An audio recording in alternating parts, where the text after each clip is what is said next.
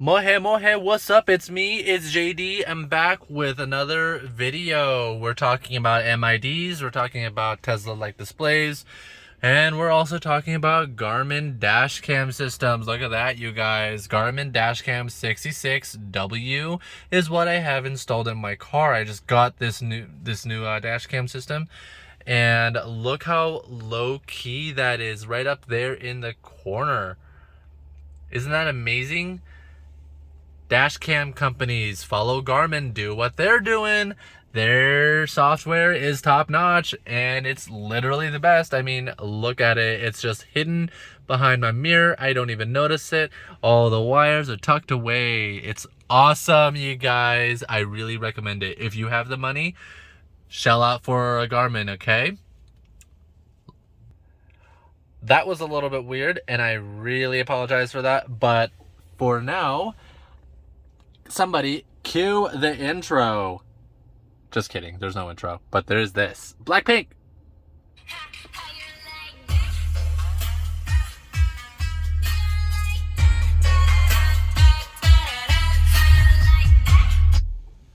All right.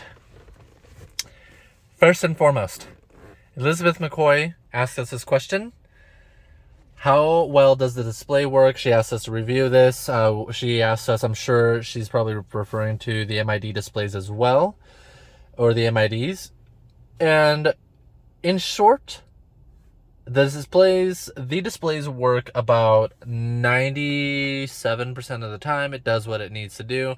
The things that I don't like about it, I don't like how the climate control system is integrated into the display. I really don't like that. I prefer dials, knobs, switches.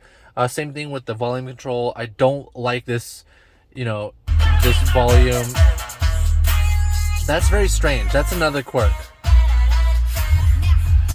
I don't understand that either. When a video is paused, why would Toyota integrate the play button into the volume controls? That doesn't make any sense. I've never heard of that. Let me see if it does it for this one.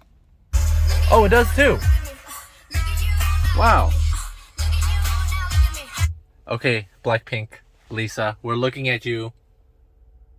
Okay, we're looking at you. So for why? For why does Toyota do this? I was so sure they had learned from their past mistakes and from other car companies not to make the display, or not the display, but the volume controls touch sensitive, because nobody likes it. Nobody likes the touch sensitive controls. I mean, yeah, it looks cool, but if it's really just this slow, people don't enjoy it. People just seriously don't enjoy it. But I will say that the touch capacitive feature, or yeah, I guess you could call it feature, it is really responsive. It does what it needs to do, and I don't want to show any phone numbers. I'm not going to open that. Maybe maps. You can easily find what you need to find. You can open up your music and you can go to your phone quickly. It does everything that you needed to do rather quickly, and that is a really cool feature, and I like how quick that is. Does it freeze? Yeah, sometimes. And sometimes when it freezes or you're touching it, it won't do anything. Just press and hold the audio button, the power button down here, and everything will come back to life. Another thing that I don't like about Toyota's or this display system, that was cool at first, as you know, or as you can probably tell, I turned off the background music. But this is cool. This is mandatory, I'm sure. But when you're trying to just pass it, for why does it take so long to do that? Doesn't make any sense to me. Now we're going to talk about MIDs.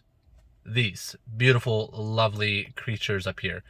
These are awesome. It shows you a lot of information, vehicle settings, your driving habits, your fuel consumption, all that good stuff.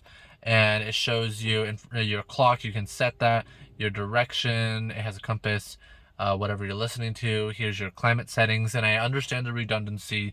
You could just easily just come up here and change the climate settings up here. But in order to turn off your climate settings, you then have to come down here and tap the off button. Very strange. lane departure warning, other messages, the usual suspects for road safety, things like that, odometer, trip odometer, things like that. All the usual suspects. They're all here in the display, and it's very clear and easy to use.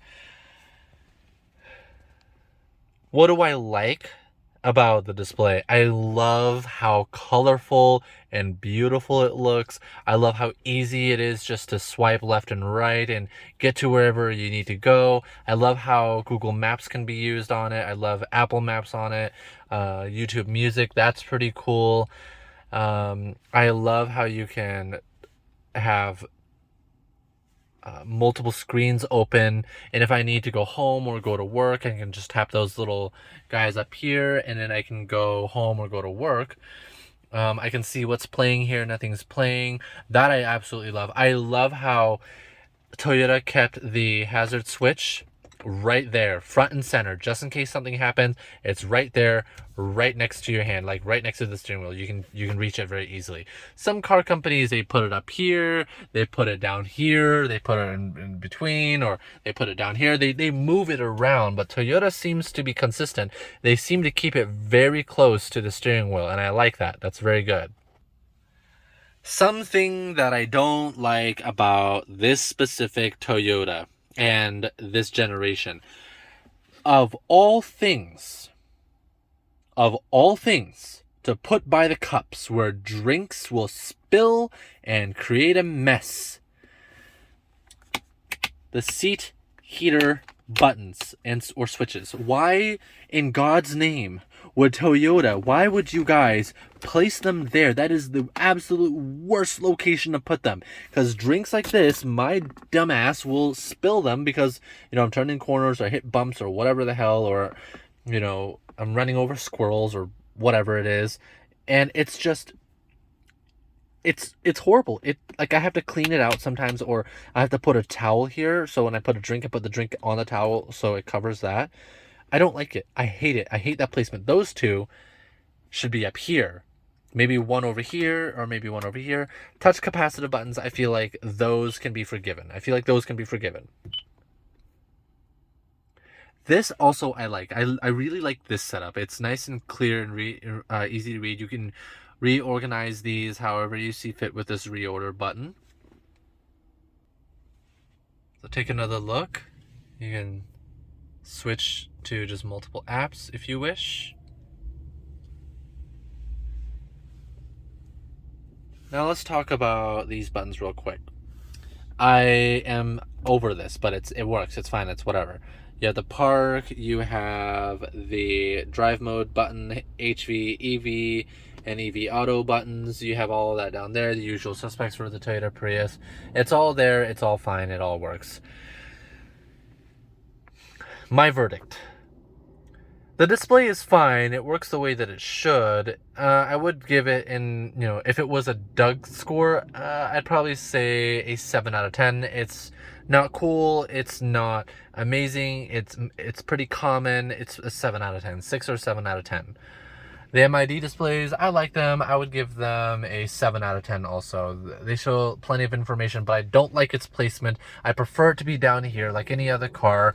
I prefer the dash to look a little bit different, like in standard normal car. I don't like how there's so many curves and waves and things like that. It's very different. It's very offensive.